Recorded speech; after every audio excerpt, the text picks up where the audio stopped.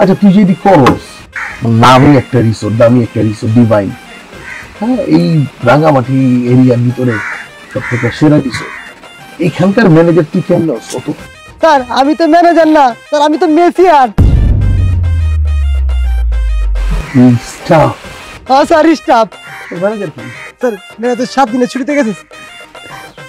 ও মানে ম্যানেজার তোরা করতে তুই দেখে রাখ আর তুই বাদ শুরু করে দিস। হ্যাঁ কি করতে পারছিস? স্যার লন্ডি থেকে ভাড়া আনছি স্যার। ভাড়া?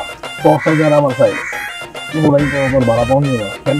সত্যি করে কেন ভাই? আমার স্যার 2 টাকা লন্ডি আলাদা বেশি দিয়েছিলাম, পুলান গোটটা বাইর করে দিছে। তোর কত ঠিকই আছে, জুতাও কিনতে পোলা মারার থেকে কোনো কিনতে পোলা মারার থেকে তুই যদি করো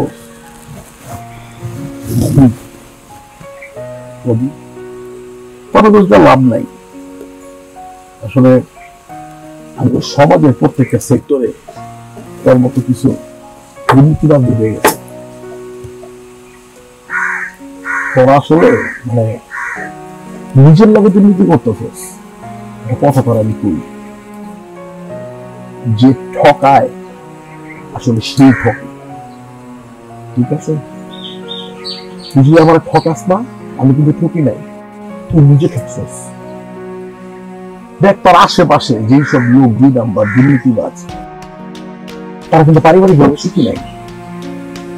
পান বিকলঙ্গ হয়, বাল বাচ্চা হয় না, ডাক্তারের কাছে লাইন ধরে লাগা থাকে। কারণ একটা কথা কি জানো, আরামের আরাম নাই। চেয়েছিলাম তোর মারুম, তোর ভোগের মারি দিন, তুই তোর মারুম না কিনলে জানো, তোর যদি মারি, তোর অত্যাচার করি, তাহলে জুলুম হইব, তোর আমার ভিতরে কোনো তফাৎ থাকবে না।